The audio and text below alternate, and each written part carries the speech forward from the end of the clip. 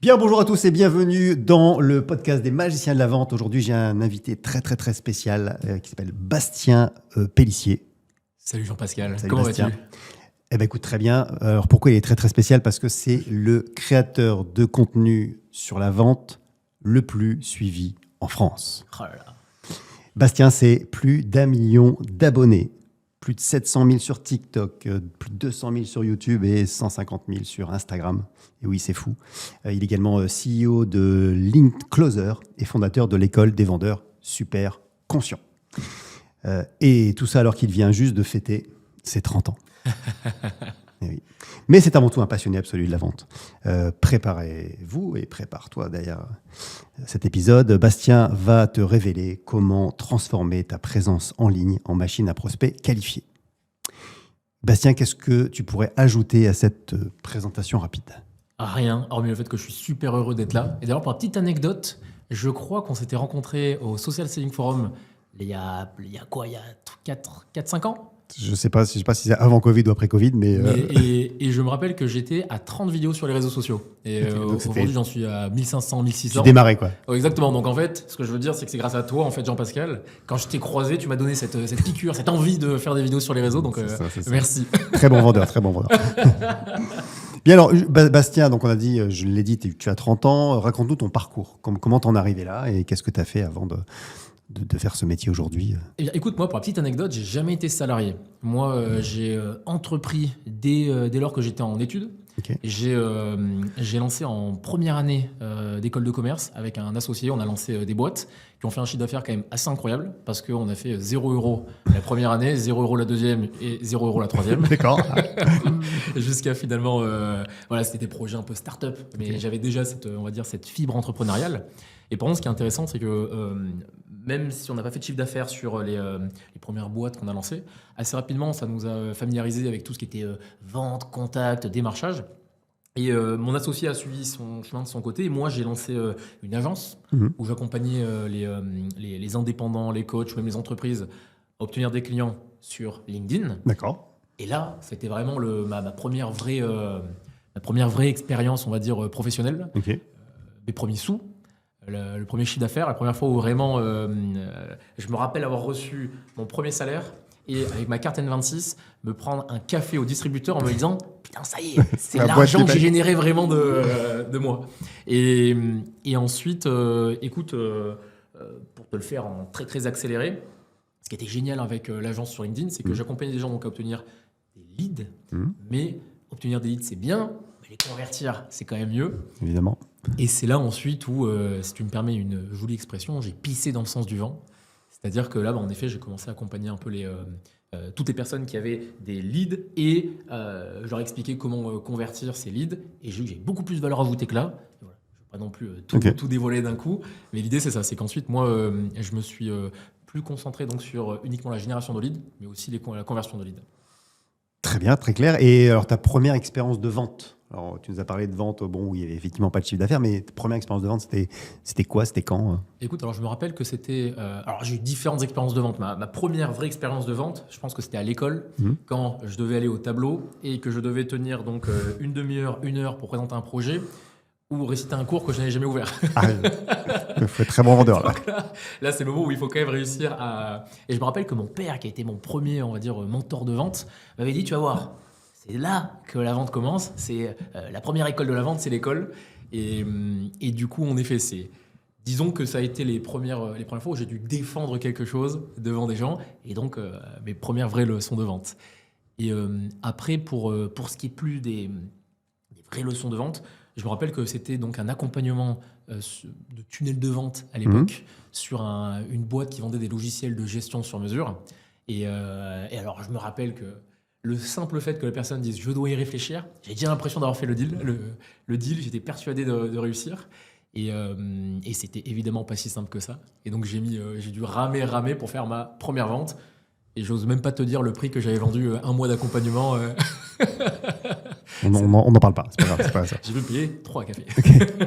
Mais alors, c'était quoi le déclic? C'était quoi le truc qui t'a fait basculer en disant tiens, voilà, je vais partir là-dessus, j'ai envie de former des commerciaux, de partager ce que je sais et de donner envie à tout le monde d'être vendeur en fait? Écoute, encore une fois, là, quand j'ai lancé mon agence donc sur LinkedIn, ce qui était vachement intéressant, c'est que je galérais quelque part à mettre plein de process pour que les gens obtiennent des rendez-vous. Et les personnes disaient oui, mais les leads sont pas qualifiés, les leads, voilà. Oui, en fait, c'est qu'il y avait beaucoup de personnes qui avaient l'habitude de la On recommandation. trouvait des excuses, quoi, aussi. Exactement. Ok. Il y a beaucoup de personnes qui avaient l'habitude de la recommandation. Ils avaient des appels de vente de personnes qui étaient recommandées par des tierces personnes.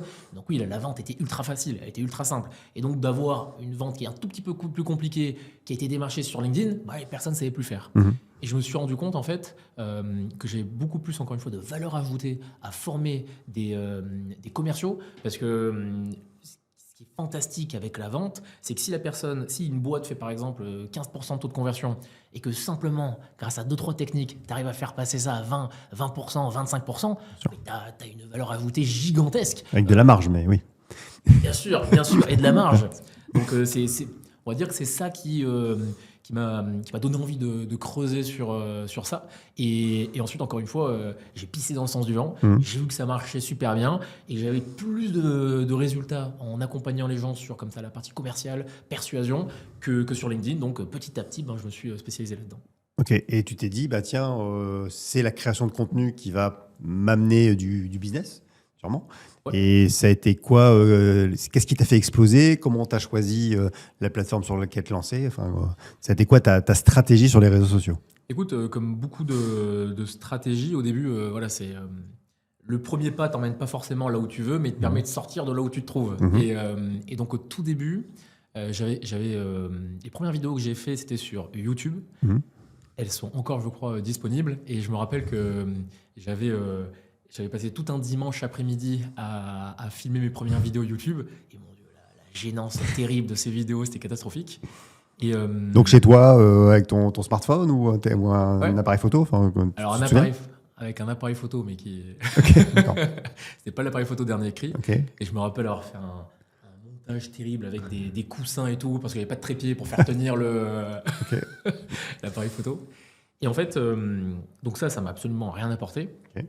Par contre, quelques années plus tard, j'ai un ami, TipTalks, pour ne pas le citer, qui me dit tiens, j'ai envie de me lancer, de parler d'investissement, de parler de bourse, de parler de crypto-monnaie. Et j'ai un cousin qui fait des vidéos sur TikTok. Ok. À l'époque où je pensais encore que TikTok, c'était que Il y des. en a qui dansaient ou voilà. Exactement. Et je me rappelle que sa première vidéo qui était horrible fait 400 000 ou 500 000 vues. Et moi, j'avais l'habitude de LinkedIn, YouTube et des 500 impressions Ouais, c'est ça. vues. Je me suis dit, mais c'est incroyable ça. Et il a continué à faire des vidéos pendant 2-3 mois qui ont cartonné, jusqu'au jour où il m'a demandé conseil pour essayer de la monétiser. On a fait donc un webinar, bête et méchant, pour faire des préventes sur une formation en ligne. Et il a fait 50 000 euros de chiffre d'affaires. D'accord. Webinaire sur TikTok aussi? Non. Il avait utilisé TikTok comme trafic, mais par contre, c'était Ok, un webinaire qui était hébergé. Exactement, ok. exactement. Et quand j'ai vu que TikTok permettait d'obtenir des résultats comme ça, et surtout, j'avais l'impression d'avoir une information que personne n'avait, c'est qu'on peut gagner de l'oseille sur TikTok. C'est pas uniquement des trucs pas quali, donc... c'est plus le cas maintenant, on en parle plus avec TikTok Shop, etc. Mais c'est vrai que oui, c'est... À l'époque, franchement, On personne n'en ne parlait savait. pas. Ouais. Au contraire, les gens même essayaient de se rassurer. Ils se disaient, oui, on fait beaucoup de vues, mais c'est pas quali, mais c'est pas qualifié. Alors qu'au final, non, moi, j'avais vraiment ce sentiment de savoir quelque chose que les autres ne savent pas. Et donc, j'ai commencé à faire des vidéos sur TikTok, pas uniquement sur la vente. Je parlais d'analyse marketing, de vidéos de vente quand même. Bref, je parlais... Mais toujours dans l'écosystème quand même vente. Enfin, c'était pas la recette du couscous, quoi. Enfin... Mais pourtant, je pourrais faire une vidéo sur la recette du couscous. Hein, si... Et est-ce qu'elles étaient déjà, parce que tes vidéos, elles sont très, très travaillées, il y a beaucoup d'effets spéciaux, est-ce qu'elles c'était déjà comme ça à ce moment-là et c'est ça qui les a fait exploser? Ou voilà, on parle de la forme et du fond, mais qu'est-ce qui a fait exploser ces vidéos? Et peut-être c'est quoi la vidéo qui a vraiment surperformé, que tu t'en souviens? Alors, il y a pas une vidéo qui a vraiment explosé au début. En fait, elles ont toutes plus ou moins bien fonctionné. Et au début, c'était quand même juste un shot de dopamine. Tu sais, je recevais des notifications. C'est ça qui me faisait plaisir. Par contre, la vidéo qui m'a permis en effet de commencer à me dire TikTok, c'est quand même intéressant. Pour la petite anecdote, on avait avec ma fiancée ce qu'on avait appelé l'objectif Thaïlande. L'objectif Thaïlande, c'était quoi? C'est de se dire, tiens, aujourd'hui, moi, je suis donc en France, j'ai mes clients qui sont francophones, je fais des appels de vente et tout ça, des formations physiques, donc je suis obligé de rester en France. Et comme beaucoup de personnes, je pense, on avait cet objectif, c'est d'aller s'expatrier 3-4 mois en Thaïlande.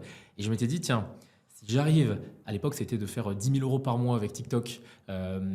Si j'arrive à atteindre un certain palier financier, et ben ça veut dire que TikTok peut remplacer quelque part mes activités actuelles. Oui.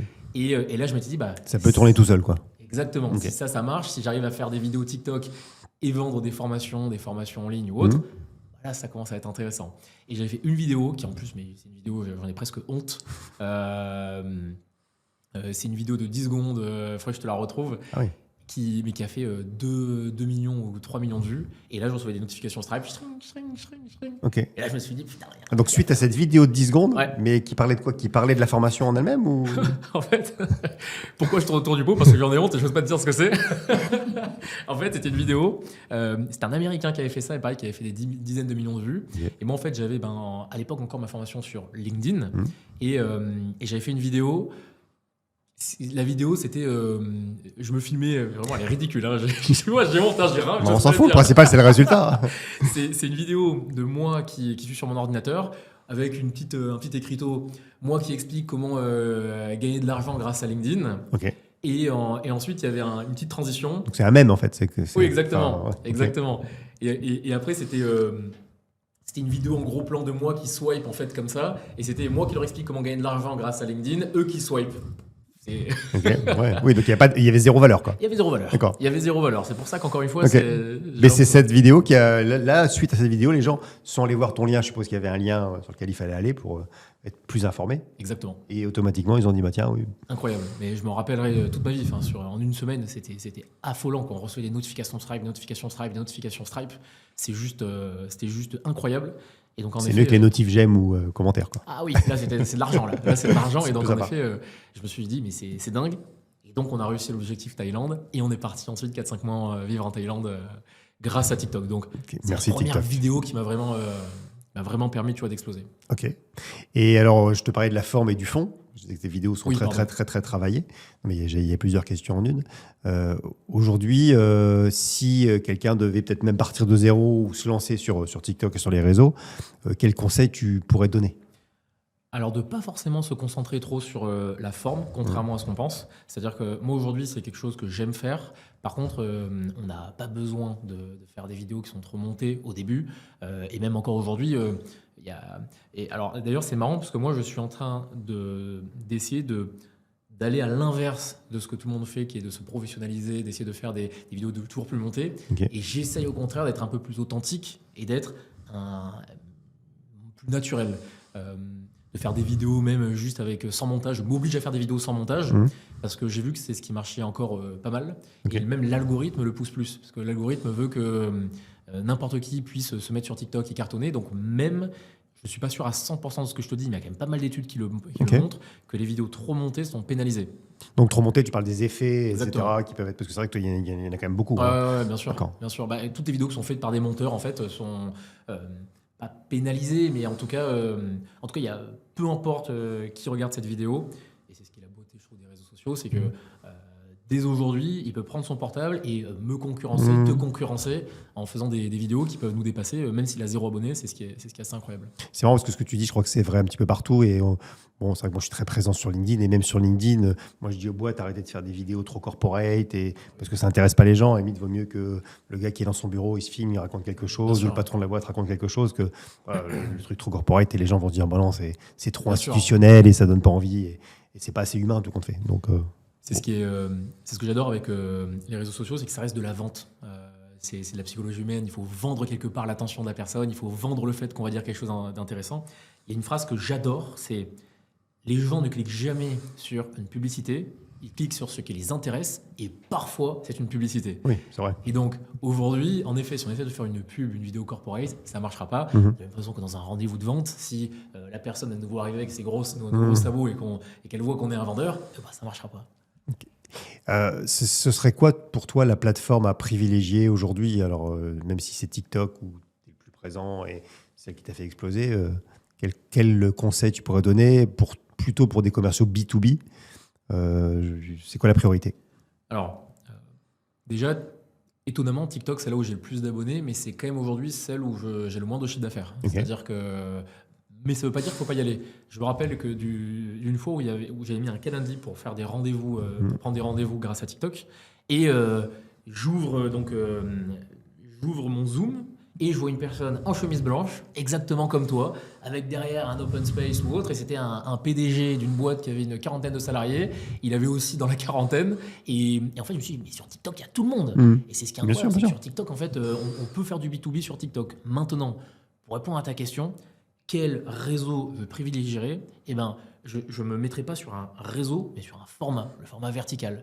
Et quand tu as une vidéo, qu'est-ce qui t'empêche de la foutre sur TikTok, Bien sur sûr. Instagram, sur Facebook, sur YouTube Short? Et moi, quand je fais ça, ce qui est génial, c'est que même si il arrive qu'il y ait une vidéo qui explose sur un réseau et qui marche moins sur d'autres, grosso modo, quand j'ai une bonne vidéo, elle marche exactement de la même façon sur les quatre réseaux.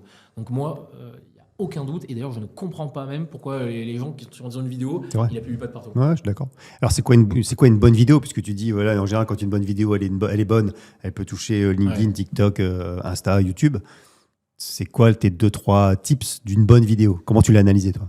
Alors déjà une bonne vidéo, c'est une vidéo qui a un takeaway clair. C'est-à-dire que il faut pas essayer de dire plusieurs choses dans une seule vidéo. Il y a Ok. un concept qu'on doit transmettre, c'est un seul et unique concept. Et si jamais on essaye de faire des nuances ou autre, ça marche pas. Il faut D'accord. donner le conseil, texto, Une seule idée, quoi.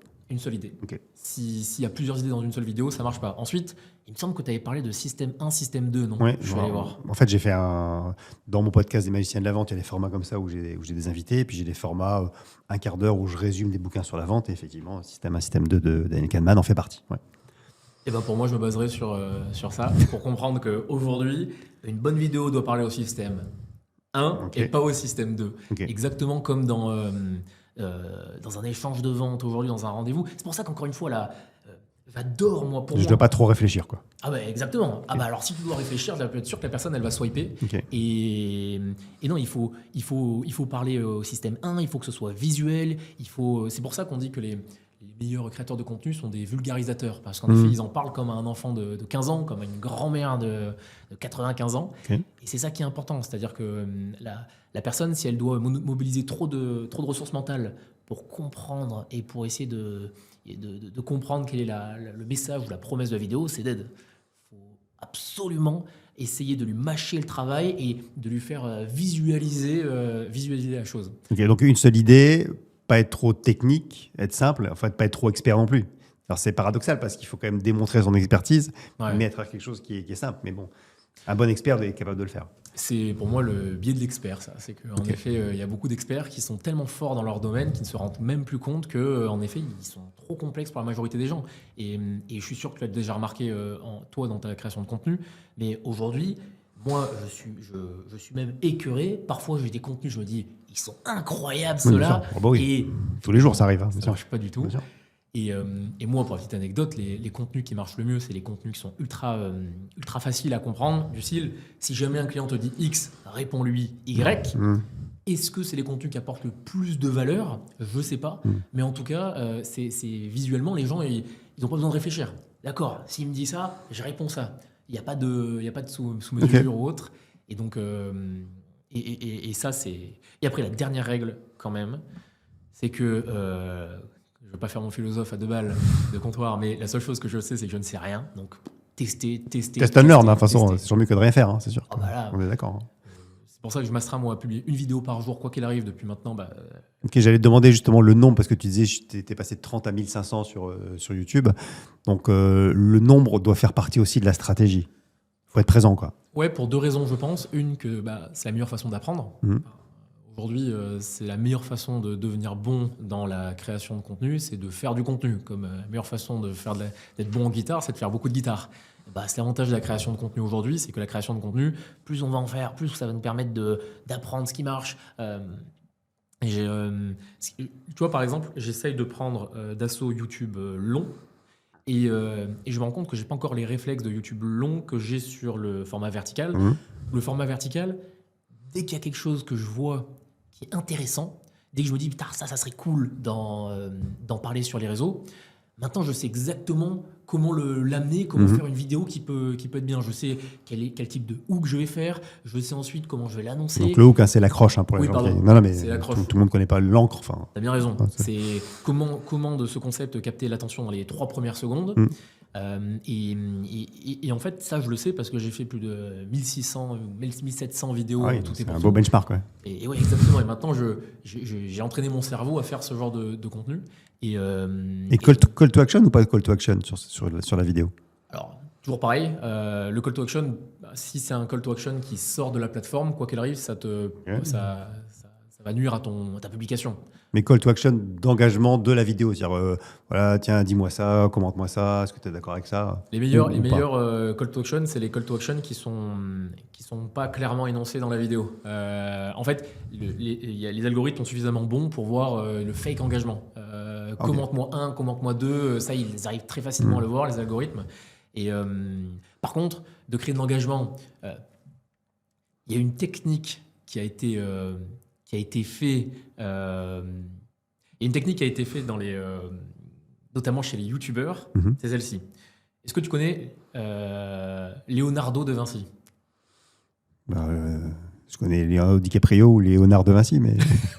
Et ben, tu vois, si je fais exprès de faire une vidéo et dans laquelle je dis et c'est comme le disait Leonardo de Vinci, là, qu'est-ce qui va se passer dans les commentaires? Les gens vont dire, ah, t'es nul, quoi. Les gens vont me dire, il a dit Leonardo, non, c'est Léonard. Et ça, si l'objectif c'est de faire des vues, c'est le meilleur truc au monde. Pourquoi? Parce que les gens vont voir une erreur volontaire dans la vidéo et ils vont aller ouvrir les commentaires pour regarder si les personnes l'ont vu et si je me fais démonter. Et ça, en fait, l'algorithme aime beaucoup parce que ce que l'algorithme veut voir, c'est ton temps de session. Combien de temps tu vas rester, par exemple, sur une vidéo et pas uniquement la regarder, aussi aller lire les commentaires. Alors, il faut faire attention que cette bourde volontaire ne te décrédibilise pas. Oui, c'est ça, oui. Mais par contre, ce que je veux dire, c'est que si tu fais un fake engagement en mode tiens, dis-moi ça pour commenter, ça va pas marcher. Par contre, si tu fais une vidéo suffisamment clivante qui va faire réagir les gens, où les gens vont avoir envie de donner leur avis, là, en effet, ça a marché. Ok, donc oui, c'est puissant, mais c'est pas si simple que ça. De dire comment je vais faire pour que les gens réagissent sans leur demander, quoi. Pour moi, la meilleure façon, c'est de donner son avis. Parce qu'en général, je pense que quoi qu'il en soit, quelqu'un aura un avis différent. C'est comme sur LinkedIn, parce que là, on est quand même plus sur des posts écrits. Plus t'es clivant, plus il y a d'engagement. Bien sûr. C'est un peu le même principe. C'est en effet la règle un peu de base des réseaux sociaux. Et je travaille beaucoup avec des marques, beaucoup, de moins en moins justement, mais on a fait pas mal de partenariats avec des marques sur les réseaux sociaux. Et en fait, le problème numéro 1, c'est qu'ils chiantisent tous tes contenus. Ah oui. Ils disent, ah oui, mais attendez, dites pas ça comme ça, parce que ça peut... Peut-être qu'il y a des personnes qui vont nous dire X. Mais justement, c'est ce que je veux, moi. Ouais. Je veux faire en sorte que les personnes répondent à ce post. Je veux que les personnes... Mais ils veulent que ça reste corporate, lisse, etc., qu'ils ne puissent pas être attaqués, que la marque ne soit pas dévalorisée. Voilà. Ouais. C'est assez classique. Donc en fait, on se rend compte quand même que LinkedIn, YouTube, Instagram et TikTok, on pense qu'il y a quand même des personnes un peu différentes sur chacun de ces réseaux, et en tout cas un public un peu différent, mais c'est les mêmes recettes quasiment appliquées partout. Franchement, moi, encore une fois, de mon point de vue, je ne suis pas sur TikTok, je ne suis pas sur LinkedIn, je suis sur le format vertical. Okay. Et une fois que je fais ça, en effet, peu importe, je ne me dis pas, tiens, j'ai publié cette vidéo sur tel réseau, je me dis, tiens, je vais faire une vidéo verticale. Okay, et puis je la mets partout après. Et après, moi, je la fous partout. Je la fous vraiment partout. Okay. Même à un moment, je le faisais sur Snapchat, sur Spotlight. Il y en a qui le font. J'ai des amis qui publient aussi sur Pinterest. Et pareil, t'as Dailymotion qui vient de... Ça existe encore, ça? Et c'est en train de revenir. Okay. Ils ont justement développé un TikTok. Tu m'apprends un truc. Ils font des belles rémunérations d'ailleurs pour inciter les gens à venir. Ok, Dailymotion. Dailymotion. Ah ouais. Mais bon, me dis pas qu'il y a le retour de Viadeo aussi, parce que... Bien sûr, Viadeo est mon plus grand, la plus grande communauté. Pour ceux qui nous regardent Viadeo, alors pour les plus jeunes, c'était l'ancêtre, enfin pas l'ancêtre, mais c'était le LinkedIn français, mais qui a disparu maintenant il y a, je pense, une bonne quinzaine d'années, on reçoit. Enfin, ils existent toujours, mais c'est une base de données maintenant. Bon, bref. Ok, merci. On va clore le chapitre des réseaux sociaux. Si tu devais donner deux, trois derniers conseils pour que les gens puissent atteindre aussi le million d'abonnés sur leur niche, parce que c'est pas forcément sur la vente. La place est prise. Mais... elle est inatteignable. Ah bah là, il y a des gaps. Écoute, le conseil, ça serait trouver un sujet que vous aimez, parce que vous allez faire tellement de vidéos, tellement de contenu, que si vous n'aimez pas ce que vous faites, vous êtes mort. Faut pas se forcer. Ouais. Pas se forcer. Préparez-vous à durer très très longtemps et faites une quantité. Alexandre Mozy dit un truc que j'adore, il dit faites une quantité de publications qui ferait que ne pas réussir serait impensable. Et en fait, ça, faut être prêt à faire énormément de contenu, je pense. 1, parce que c'est la meilleure façon de réussir. 2, parce que ça nous permet d'apprendre. Et ensuite, 3, apprendre à vendre. Parce que malgré tout, pour moi, les réseaux sociaux, c'est que de la vente. C'est les mêmes codes, encore une fois, qui fonctionnent dans un rendez-vous de vente physique que dans une vidéo. C'est exactement les mêmes choses. On ne parle pas à des algorithmes, on parle à des cerveaux humains. Et donc, c'est exactement il ne faut pas essayer de battre l'algorithme. L'algorithme, de toute façon, il change toutes les 30 secondes. Il y a une technique qui fonctionne aujourd'hui. Oui, puis tout le monde pense le connaître, mais bon... Non. Bon. Et puis même, alors pareil, je ne suis pas sûr à 100% de ce que je dis, il faudrait le fact-checker. Mais en plus, chaque plateforme a plusieurs algorithmes. Je crois que c'est TikTok, il n'y a pas qu'un algorithme sur TikTok, il y en a beaucoup plus que ça. Donc c'est impossible de battre l'algorithme. Et l'algorithme, la seule chose qu'il veut, c'est que la vidéo plaise aux gens, que les gens la regardent. Donc il faut faire une vidéo qui va fonctionner. Une bonne façon de voir si une vidéo va marcher, c'est tu es dans un repas de famille ou un repas avec des amis, tu racontes une anecdote et tu vois. Si les gens se disent « Ah ok », et qu'ensuite ils parlent d'autres choses, ça ne marche pas. Par contre, si tu vois tous tes amis qui écoutent ton anecdote, et ben ça veut dire que c'est une vidéo qui va marcher parce que tu as déjà réussi à intéresser des gens dans la vraie vie. C'est un bon tips. Et puis c'est vrai que voilà, il faut se lancer, il faut tester, on en a parlé. Et puis moi, souvent les gens me disent oui, mais je sais pas quoi poster, j'ai pas d'idée. Mais je dis attends, des idées, t'en as 150 par jour. C'est juste qu'elles passent et elles trépassent, quoi. C'est ça. Donc prends ton téléphone. Moi, je sais que je mets des idées dans Notes, tout simplement. Voilà, je mets des mots-clés et des idées, on en a tous. Donc, bien sûr. Mais mes meilleures idées, c'est ce que j'appelle les idées douches. Il y a beaucoup de personnes qui ont des idées sous la douche. Et ben moi, c'est là où j'ai mes meilleures idées, ou alors quand je marche. C'est jamais quand je me dis tiens, je dois écrire des vidéos. Donc, en effet, tout le monde a des bonnes idées. Et souvent, les gens complexifient trop. Ils pensent qu'il faut absolument avoir un concept ultra novateur que personne n'a jamais parlé. Pas du tout. Et puis ils veulent que ce soit parfait. Alors qu'on l'a dit, c'est plus on est authentique quelque part et plus ça fonctionne. Très bien, merci. Alors, dans Les Magiciens de la Vente et dans ce podcast, on parle évidemment de vente. Et tu viens de sortir un futur best-seller. Exactement. Voilà, que je montre à la caméra. Donc, Bastien Pellissier et tes clients te diront oui. En petit, apprendre à déclencher l'envie d'acheter sans forcer. Et dans ce livre, tu démarres par cette notion de confiance, que c'est important de donner confiance, que déjà de prime abord, on n'a pas confiance quand on a un vendeur en face de nous. Le vendeur, c'est souvent un vendeur-voleur. Moi, je raconte souvent cette anecdote en formation où j'ai eu l'occasion de former les gars du SAV d'une entreprise qui vend des aspirateurs industriels. Les gars du SAV faisaient plus de chiffres que les vendeurs, en fait. Parce que quand tu arrives avec l'étiquette SAV, les gens, quand tu leur dis il faut changer ça, il faut acheter ça, il faut prendre ça, les gens te disent oui. Et puis quand c'est le vendeur, oh là. Donc, comment justement faire pour gagner la confiance?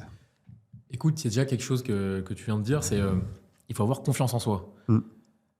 Dans le livre, je raconte une anecdote, c'est moi, à l'école, j'avais un pote qui n'était pas le plus beau gosse, qui n'était pas le plus musclé, qui n'était pas le plus intelligent, mais qui pourtant emballait toutes les filles. C'était incroyable. Il s'appelle Alan, je lui passe le bonjour. Et Alan, c'était hyper rageant. Il est content de savoir qu'il n'était pas le plus beau, le plus intelligent et tout. Il y a son nom dans le livre. T'es toujours en contact avec lui ou... Oui. Il va même être garçon d'honneur à mon mariage. D'accord. Il m'en tient par rigueur. Il a mon gros filtré pour le livre. Et Alan, je rageais, je comprenais pas pourquoi toutes les filles lui tournaient autour de lui. Je le regardais, je me disais putain, qu'est-ce qu'il a à m'envier, il fait chier quoi. Et en fait, j'ai appris des années plus tard en m'intéressant à tout ce qui est neurosciences ou autre qu'en fait, Alan, il avait le trait du caractère humain le plus attirant au monde, il avait confiance en lui. Et en fait, aujourd'hui, pour inspirer confiance, il faut déjà avoir confiance en soi. Si on commence à douter du fait qu'on est dans la bonne posture, douter du fait que non, voilà, là, ce que je suis en train de faire, c'est mal ou autre, c'est terrible. Douter, c'est la pire des choses. Quelqu'un qui doute, il va rentrer sur un champ, il y a une bouse, il va marcher dedans. Et donc, l'idée, c'est pour gagner la confiance des gens.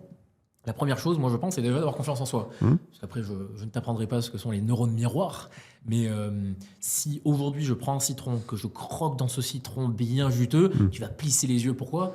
Parce que grâce aux neurones miroirs, bien sûr, clairement. Et donc, je pense que le premier travail, c'est de contrôler ses émotions et d'être convaincu.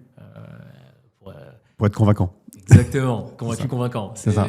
C'est la règle d'or. Donc, la première chose, avant même de se demander qu'est-ce qui peut déclencher la confiance des gens, c'est de regarder, nous, qu'est-ce qu'on peut faire pour gagner confiance en nous. C'est ce que je dis aux gens qui prospectent. Hein. Souvent, je leur dis, voilà, tu appelles, mais pour faire gagner quelque chose à quelqu'un. C'est-à-dire que tu vas pas le déranger. C'est déjà, tu es persuadé que tu as une super boîte, un super produit, et que toi, tu vas super bien faire ton boulot. Donc forcément, voilà, tu as envie de l'appeler. C'est comme si tu avais le traitement pour le cancer d'une personne, et voilà, tu as son traitement, tu vas l'appeler pour dire, tu vas pas hésiter, et tu vas être super confiant. Donc, la préparation fait partie de la mise en confiance. J'insiste souvent là-dessus. J'aime bien cette citation d'Arthur Ashe qui disait une des clés du succès, c'est la confiance en soi.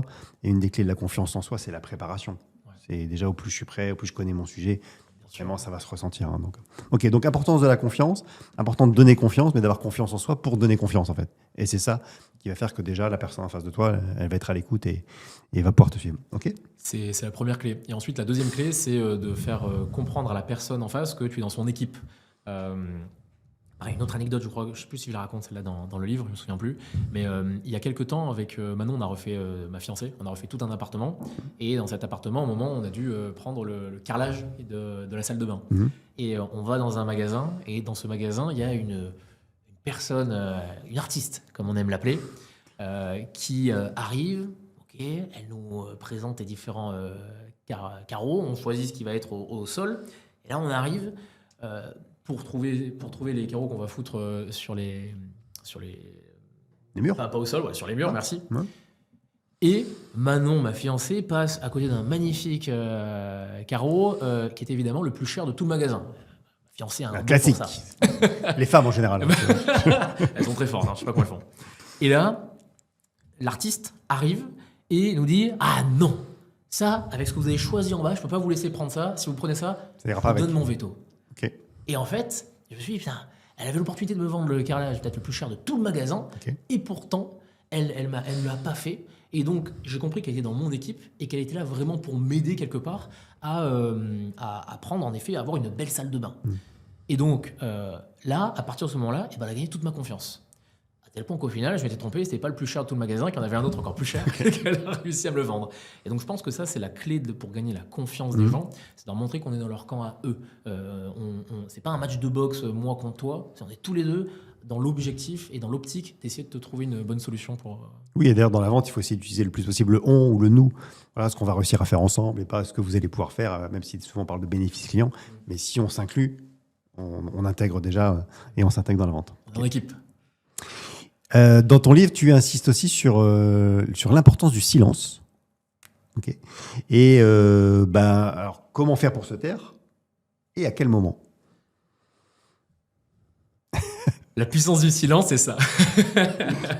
En fait, moi, je suis passionné par le silence, mais pas que. Enfin, la façon de dire les choses est ultra importante. Aujourd'hui, beaucoup de personnes, en fait, parlent avec un ton monocorde. Et le problème, c'est que de parler d'un ton monocorde, rapidement, ça commence à être chiant. Alors que de mettre des silences, ensuite d'essayer de parler d'un coup plus fort ou plus lentement, ça fait que le cerveau humain n'a pas le temps, quelque part, de...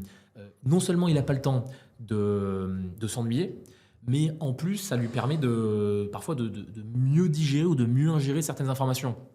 Alors, je te coupe, mais tu n'en as pas parlé tout à l'heure dans tes vidéos, parce que c'est quand même très, j'allais dire très visible, mais surtout, on peut l'entendre. Tu insistes beaucoup sur le ton et il y a beaucoup de variations de ton. Et voir, c'est presque, c'est théâtral. C'est que exactement. Des fois, on se dit, oh là, mais il en fait un petit peu trop.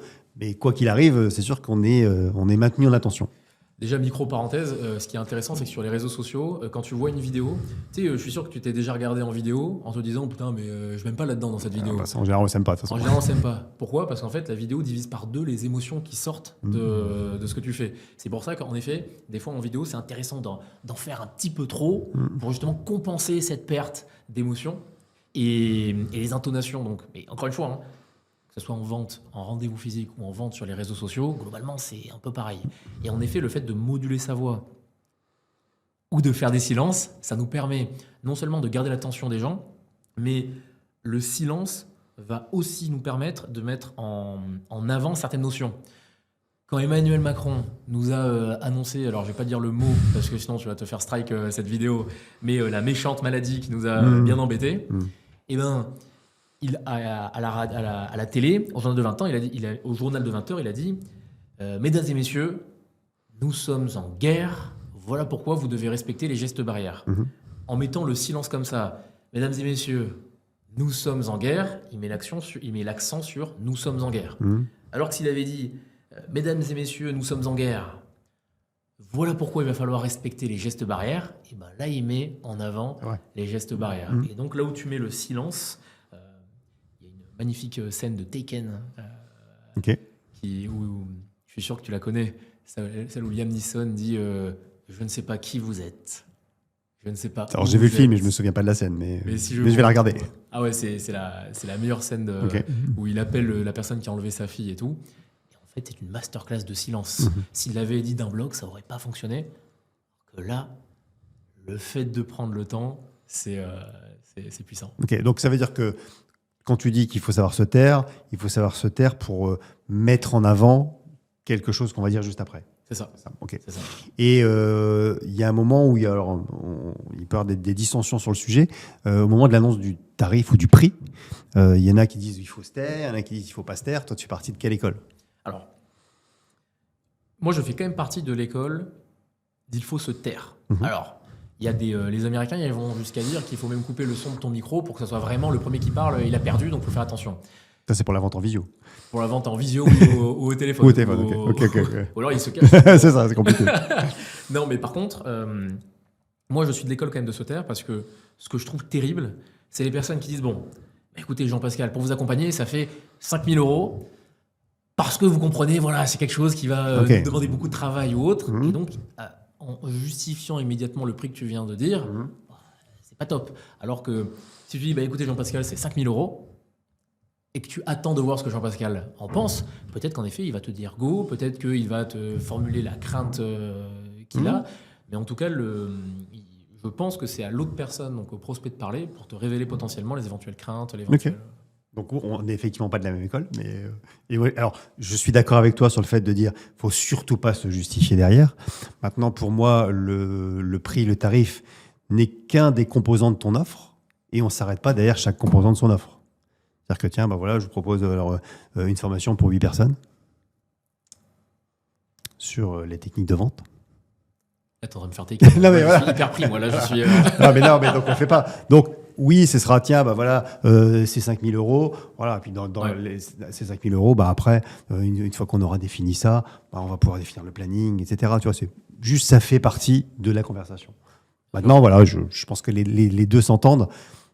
Je suis entièrement d'accord sur le fait il ne faut pas que ce soit de la justification derrière. Ce n'est pas 5 000 parce que ça vaut ça. Voilà, c'est 5 000 €. Et puis, après, ce qui va se passer, c'est que vous serez livré à telle date et on commencera à telle date. Voilà. Bien sûr. Et on enchaîne, quoi. Alors, la seule différence, c'est que moi, par contre, le prix, je le dis toujours à la toute fin pour être sûr, justement, que c'est ce qu'on appelle le statement. Oui, la dernière information. Exactement. Par contre, une chose dont je suis à peu près sûr, c'est qu'il ne faut pas dire le prix trop tôt. Si tu dis le prix trop tôt sans avoir tu n'as pas donné de valeur, on est d'accord. Et c'est pour ça que je préfère, moi, c'est la dernière information, c'est le dernier composant justement que je donne. Et c'est pour ça que là, je laisse la personne ingérer l'information. Et alors, je n'aurais jamais cru le citer de ma vie, mais François Hollande. François Hollande qui Je pensais que tu n'allais pas être Jordan Belfort, mais non. c'est pas le même. Mais François Hollande nous avait fait une interview, je crois, sur Légende. Pas de bêtises, où il explique que justement l'une des premières choses qu'on lui a apprises, c'est de mettre des silences à la fin des grandes informations, pour justement laisser le temps aux personnes, mais pas que en discours, en négociation ou autre, pour faire en sorte que les personnes ingèrent justement l'information. Et moi, étant donné que le prix, c'est le point final quand même, parce que ça fait partie des moments où la tension peut vite monter, j'aime bien, en tout cas, sans encore une fois laisser le silence à l'américaine, en mode... Oui, c'est le premier qui parle qui a perdu. Exactement. J'aime pas trop dire ça parce que déjà, on parle de perdre et on n'est pas dans cette idée-là. Je suis d'accord. Mais ouais, ok. Je suis d'accord. Tu parlais du ton tout à l'heure. Dans ton livre, il y a un chapitre sur 4 tons différents. Ouais. C'est quoi ces 4 tons?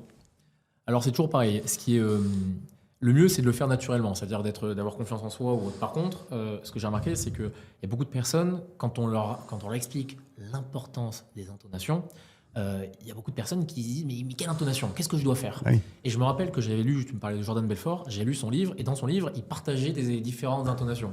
Et moi en fait ça m'avait aidé à l'époque et depuis évidemment j'ai eu mes propres intonations quelque part qui sont arrivées et une intonation par exemple que j'adore, c'est celle-là. Mhm. C'est celle C'est un de peu la baisser confidence, sa quoi, un voix, peu. exactement, ou le chuchotement. Et ça, en fait, c'est génial parce que quand on va, par exemple, parler en effet d'un secret ou d'un sujet qu'on veut en tout cas que la personne écoute avec attention, et ben ça, il y a certaines questions, certains moments dans l'échange de vente où ça peut être super intéressant. Après, une autre intonation que j'adore, c'est l'intonation un petit peu à la rigolade, l'intonation bon pote. Et ça fait un peu partie de l'intonation, on peut tout dire avec un sourire.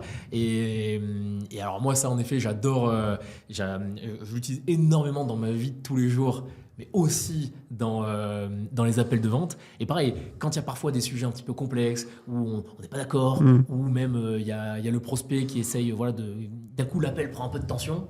Le simple fait de dire, faire un petit ton de la rigolade, des éléments ou autres, immédiatement, on est mieux.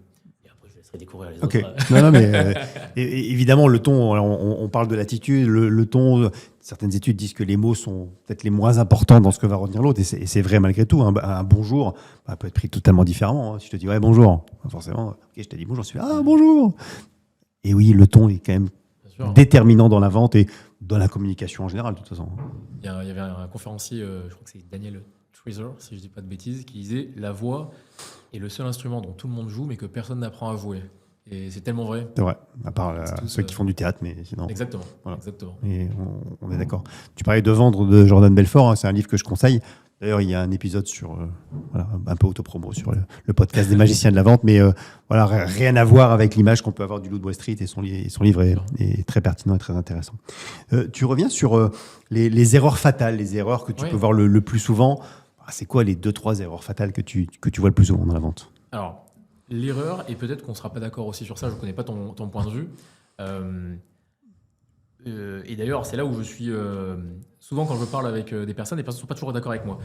Moi, je pense que la pire chose qu'on pourrait essayer de faire dans un appel de vente, c'est de se dire, tiens, je vais essayer de faire ami-ami avec le prospect, parce que si je fais ami-ami avec lui, eh ben, voilà, ça va faciliter la vente. Alors, moi, mon point de vue, c'est que oui, si la personne nous déteste, ça va être un peu compliqué de vendre. Par contre, c'est pas parce que il nous trouve sympa qu'il va acheter. Et j'appelle ça la friend zone.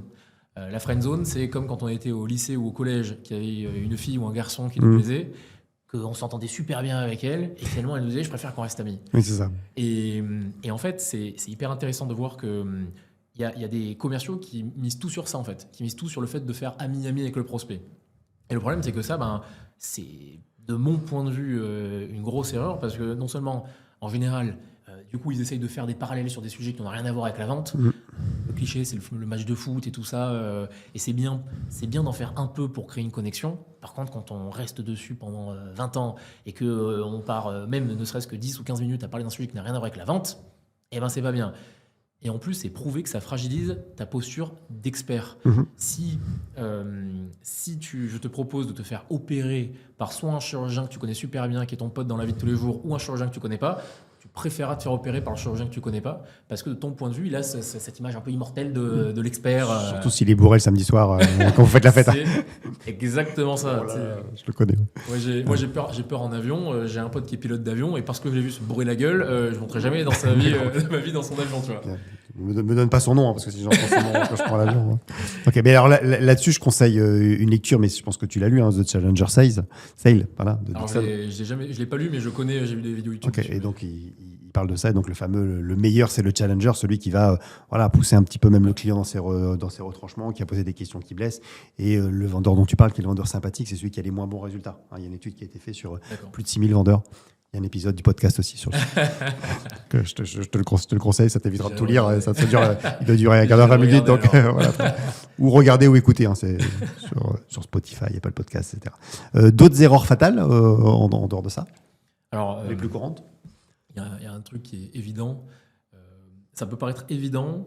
Quand je le dis, les gens me disent oui, bon, ça, tu m'apprends rien. Et en fait, quand ensuite on accompagne des commerciaux, qu'on écoute leurs appels de vente, c'est catastrophique. D'ailleurs, en général, je commence toujours mes formations en essayant de montrer les appels de vente qu'eux ont fait, pour leur montrer toutes les erreurs, et c'est de couper la parole. Et en fait, c'est incroyable. Hein. Mais le nombre de personnes qui ont envie de dire un truc, tu sais, qui parlent et tout ça. Il y a Pierre Ninet, il a fait une émission avec Loris Giuliano, un youtubeur, et dont il a dit la pire chose quand je fais des interviews, c'est quand je suis en train de parler, la personne, le journaliste me pose une question, je lui réponds et il n'écoute même pas ma question, il fait, tu sais, il est prêt à te dire l'autre chose. Et alors ça, mais en rendez-vous de vente, mais le nombre de personnes qui font ça, où ils n'écoutent même pas vraiment la personne en fait. Sans parler d'écoute active ou autre, on le voit sur leur visage, c'est terrible. Ils ont envie de dire leurs choses, ils sont tellement sûrs d'avoir une information cruciale à donner qu'ils n'écoutent même plus la personne et la personne s'en rend compte de ça. Et au-delà de couper la parole, ça se sent quand la personne ne t'écoute pas et qu'elle a juste envie de dire son truc. Donc, alors ça, c'est catastrophique et beaucoup plus de vendeurs compensent le fond. Et ça, évidemment, c'est catastrophique et ça sous-entend aussi que la posture n'est pas bonne, qu'on n'est vraiment pas dans l'écoute et qu'on a juste envie de balancer notre script ou balancer notre truc. Classique. Le problème, c'est que les vendeurs, ils questionnent pour répondre et non pas pour comprendre. Donc, oui, OK, on m'a dit de poser des questions, allez, je vais qualifier, allez, éventuellement des questions de motivation. Puis après, alors aujourd'hui, je voulais vous parler de coach de vente conseil. Bon, mais c'est un classique et c'est vrai que moi aussi, c'est des choses que je constate régulièrement. Et quand ils posent des questions, parce que, et les questions ouvertes, l'importance des questions ouvertes, etc., bien évidemment. Les questions, c'est vraiment la chose la plus importante au monde et pourtant, très peu de personnes le font. Et la plus difficile. Il y a pourtant une catégorie de personnes qui posent des questions ouvertes sans réfléchir. C'est qui cette catégorie de personnes? Une catégorie de personnes? Ouais, en France. Enfin, en France. Non, même pas en France, dans le monde d'ailleurs. Une catégorie de personnes. Un type de personnes qui posent des questions ouvertes comme ça sans réfléchir. C'est quoi, les médecins? Ça revient tout ça. Alors, les médecins, ils posent des questions ouvertes, mais ils l'ont appris. Ouais. Ils ont appris à faire un diagnostic, etc. Non, c'est pas les médecins. Mais t'en as pas encore, c'est pour ça. C'est les enfants. Ah, bien sûr. Les enfants, c'est toujours pourquoi ci, pourquoi ça, et des centaines de questions, mais que des questions ouvertes. Hein. Et alors, c'est quoi la différence entre un enfant et un vendeur? Bonne question. Et je reviens d'ailleurs sur quand tu fais des vidéos ou autres, tu dois justement faire comme si tu t'adressais à des enfants, où tu vas avoir cette vision neutre quelque part des choses, et un peu cette insouciance, le pouvoir de l'insouciance. Donc, en effet, il faut retrouver ça. Exactement. Et de la curiosité, en fait. Parce qu'en fait, l'enfant cherche à savoir, alors que le vendeur pense tout savoir. Au-delà du mot d'esprit, c'est que l'enfant, quand il te dit c'est quoi ça, il a envie de savoir. Toi, comme tu l'as dit, quand tu poses des questions, ton inconscient n'a pas envie de savoir. Tu t'en fous, tu veux vendre ta sauce et tu veux vendre ta solution. Et c'est là où la vente est difficile, en fait. Pour moi, la meilleure façon d'être dans la bonne posture, c'est de se dire sincèrement, avant un rendez-vous de vente, est-ce que je peux vraiment aider cette personne? Est-ce que cette personne a besoin de moi? Aussi cliché que ce soit, il faut démarrer l'appel de vente ou le rendez-vous de vente en se disant je ne suis pas sûr qu'à la fin je lui propose mon offre. Oui, c'est ça. Il faut vraiment être dans cette posture où si on pose toutes les questions, où vraiment je m'intéresse Jean-Pascal à toi pour savoir si vraiment tu as besoin de lire mon livre, si je te pose toutes ces questions, toi tu vas sentir que besoin non, mais envie, oui. et je veux absolument, et c'est le fait de se mettre dans cette posture qui en effet va aussi créer cette fameuse confiance. Vrai, ok. La fin de ton livre, vers la fin, forcément, il est construit par rapport aux étapes de la vente. C'est-à-dire qu'on part du début à la fin. Tu parles d'objection, tu parles de la présentation du prix. C'est quoi ta méthode? Est-ce que tu as une méthode, déjà, une seule méthode pour répondre aux objections ou plusieurs? Ouais. Écoute, moi, j'ai créé ce que j'appelle le framework CDD. L'idée du CDD, c'est pareil. L'idée des frameworks, en fait, c'est d'imager ou de faire un protocole sur des choses qui peuvent paraître naturelles, mais qui pourtant sont ultra importantes. Quand il y a quelqu'un qui nous formule une objection, le premier réflexe de la majorité des vendeurs, c'est de se braquer, de lever les gants de boxe justifier. Et immédiatement de se justifier. Le premier C de CDD, c'est de clarifier, c'est de comprendre. Je dois y réfléchir. Qu'est-ce que ça cache? Est-ce que déjà c'est fondé? Est-ce que c'est vrai? Est-ce que c'est pas un petit mytho que la personne nous met juste histoire de partir? La fameuse fausse barbe. La fameuse fausse barbe, l'écran de fumée, comme dit Ferdinand Belfort. Et donc déjà, la première étape, c'est de clarifier. Ensuite, une étape que beaucoup de personnes... Donc en questionnant. Exactement, en questionnant. En questionnant. Si jamais aujourd'hui il y a quelqu'un qui dit écoutez, c'est super intéressant, est-ce que vous pouvez m'envoyer un petit email? Je peux, Jean-Pascal, mais quelle information vous espérez trouver dans cet email que je ne vous ai pas communiqué durant l'échange? Le simple fait de faire ça peut clarifier la personne qui va te dire non, c'est juste que voilà, j'ai besoin d'être sûr que vous avez 30 ans, je veux quand même voir un petit peu votre background ou autre, je veux être sûr que vous n'êtes pas un influenceur de Dubaï qui va partir avec mon argent ou autre. Et là, voilà, ce mail, en fait, dissimulait quelque chose. Autre chose. Autre chose, exactement. Ensuite, quelque chose qui est très souvent sous-estimé, c'est de discuter. Tu parlais d'être curieux. Bah, c'est un peu l'idée. Une fois que tu as clarifié l'offre, quelqu'un qui va te dire j'ai peur, par exemple, que tu sois un influenceur de Dubaï, ou alors je ne suis pas sûr que ça fonctionne dans mon secteur, bah, il faut être curieux avant de directement lui dire non, Jean-Pascal, t'inquiète pas, ça va fonctionner. Ouais. Et ben, l'idée, c'est au contraire de discuter. Pourquoi est-ce que la personne pense ça qu'est-ce qui fait penser aujourd'hui à cette personne que je peux être un influenceur Dubaï, que je ne suis pas qualifié, que ça ne peut ne pas fonctionner dans son secteur. Et donc là, toujours le simple fait de parler, étant donné que le cerveau humain a tellement l'habitude que quand on émet par exemple un doute, on se prépare à ce que la personne arrive et nous foute un uppercut pour démonter ça, et bien, le fait de discuter, ça va lui faire baisser sa garde. Et en plus, c'est prouvé que la meilleure façon aujourd'hui de faire changer d'avis quelqu'un, c'est de le faire parler. Les gens changent plus d'avis en parlant tout seul que dans une discussion. Il faut qu'il se convainque lui-même. Exactement. Okay. Parce qu'en fait, le fait de questionner, il va réfléchir, il va prendre conscience de certaines choses. Exactement. Regarde, il me semble que ton plus gros défaut, c'est que tu es supporter de Lille, non, au foot, du LOSC. C'est pas un défaut. Hein. Non, je dis ton plus gros défaut. Si tu me dis que tu es pour Lille et que moi, j'essaie de te convaincre d'être pour l'Olympique de Marseille, et j'aurais des éléments mais tellement rationnels à te donner qui montreraient que tu dois partir, et ben je pense que si on se bat et que même si je t'expose tous les arguments, ça fonctionnera pas. Bien sûr. Et donc à la limite la meilleure façon, c'est qu'est-ce qui te fait penser que Lille, et là c'est là où tu pourras commencer à dire non mais voilà, on est un peu chauvin et tout, c'est pour ça, et on aura bien plus évidemment de chance à la fin, tu cries allez l'OM. Et la dernière étape, c'est évidemment le de démonter. Et alors là, pareil, pour démonter, aucun argument rationnel fonctionne. Les gens ne sont pas rationnels. Pour moi, c'est ce qui est fascinant dans la vente, c'est de comprendre ça. Pour une petite anecdote, j'ai vendu mon livre à ma fiancée. Okay. J'ai des livres gratuits et pourtant ma fiancée a acheté mon livre. Pourquoi ?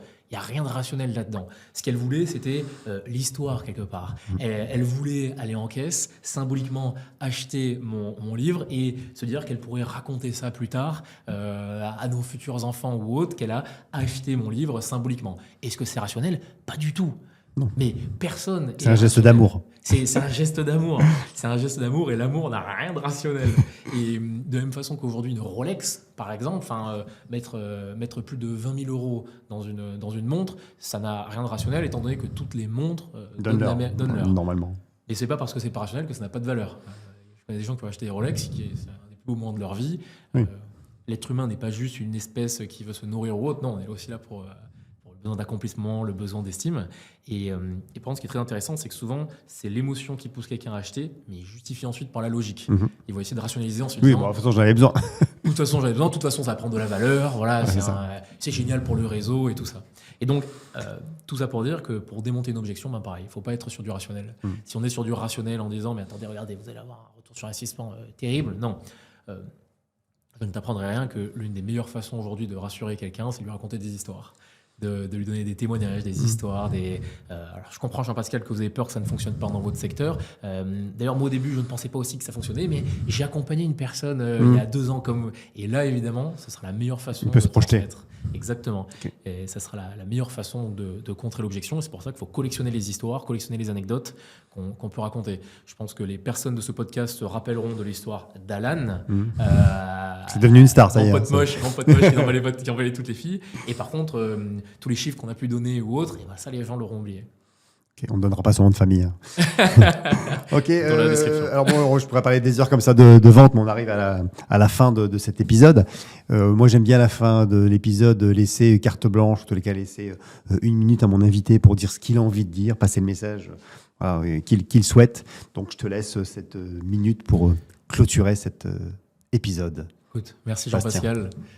Alors déjà, merci pour l'invitation. J'ai passé un super moment. Et écoute, pour le mot de la fin, Le mot de la fin, c'est que je pense que toutes les personnes qui écoutent ce podcast doivent comprendre qu'aujourd'hui, la vente, c'est la compétence la plus importante au monde, de mon point de vue. Et je le dis en conscient du poids de ce que je suis en train de dire, c'est qu'aujourd'hui, c'est pas parce qu'on a un bon produit que ça a fonctionné. Il y a un certain Van Gogh qui est décédé à 34 ans sans jamais avoir vendu une seule toile. Et c'est ensuite sa belle-sœur qui a été un peu plus forte que lui en vente qui a réussi à faire cartonner Van Gogh. La marque. La marque Van Gogh. Et à l'inverse, il y a des personnes qui avaient des produits complètement pourris, qui ont réussi à faire des millions d'euros. Je pense à une personne qui a vendu des bocaux remplis d'air et qui se filmait en train d'emprisonner l'air. Et il vendait l'air du Mont Blanc, l'air d'Écosse, l'air d'Irlande, et qui a fait un carton. Et la seule chose qui différencie Van Gogh de cette personne, c'est qu'il y en a un qui savait vendre et l'autre non. Et donc, peu importe aujourd'hui les objectifs, peu importe les ambitions des personnes qui écouteront ce podcast, la meilleure façon aujourd'hui, je pense, de réussir à vivre de sa passion, mais aussi d'impacter les gens, parce que les cimetières sont remplis de prix Nobel qui n'ont pas réussi à défendre leurs idées, c'est d'apprendre à vendre. Ça permettra de vendre plus facilement en rendez-vous, mais aussi de faire des vidéos sur les réseaux sociaux. Et pour apprendre à vendre, je ne vais pas faire uniquement l'autopromo de... Tu peux. Tu as le droit, c'est ta mon minute. livre, mais aussi de ta chaîne YouTube ou même des autres de nos confrères. Mais en tout cas, il faut apprendre à vendre, je pense, parce que c'est dans la compétence qui permet de rendre l'impossible possible. C'est vrai, alors suivez effectivement, informez-vous sur la vente, parce que la vente, c'est la vie, en fait. Et c'est vrai que quand on va à un entretien de recrutement, il faut savoir se vendre. Quand on vend un produit, il faut savoir se vendre. Et on passe notre vie à vendre, tout compte fait. On va vendre une idée à son conjoint, à ses enfants, etc. Donc, intéressez-vous à ces mécanismes et se dire que la vente, c'est avant tout faire gagner quelque chose à quelqu'un. Et si on l'apprend comme ça, on est déjà pas mal. Un grand merci, Bastien. Suivez Bastien Pélissier sur le réseau social de votre choix. Et on se dit à très bientôt dans un futur épisode du podcast des magiciens de la vente. Bye bye. Ciao. Salut Bastien.